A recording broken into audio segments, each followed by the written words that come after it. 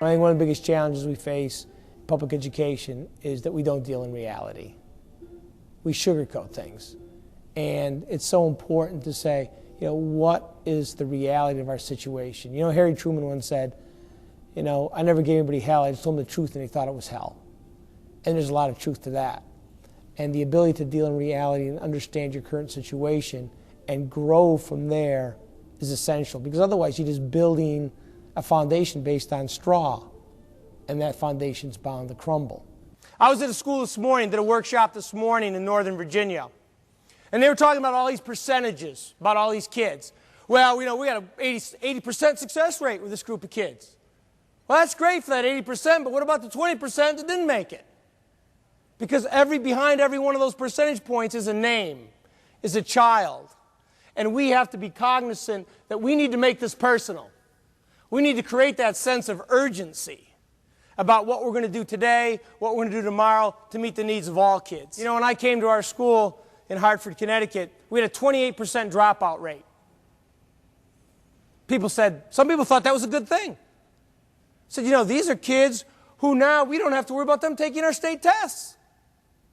Our test scores will go up if we have more kids out of school. Well, when a child leaves school, what happens? Where do they go? They steal your car and my car. Kids don't drop out of school, they drop into the criminal justice system. We know, research demonstrates to us, that unsupervised time is a key predictor of children being involved in negative behaviors, poor performance in school. So we took that dropout rate in 10 years down from 28% down to 1.8%.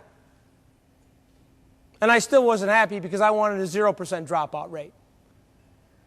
I happen to serve on a board of directors of the National Dropout Prevention Center out of Clemson University. We had a board meeting a few weeks ago.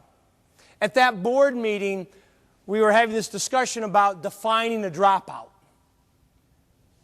I said, there's no such thing as a dropout. Kids don't drop out of school. We force kids out of school. We create an environment that makes it impossible for kids to be successful. And I think the critical position that can change that in education is the head of the school principal. First thing you have to do is you got to create ownership. The stakeholders within the organization have to own what's happening in that school and have to take responsibility. So building a culture of ownership is essential. How do you build a culture of ownership? Well, you've got to empower people and give them the opportunity to take on leadership roles.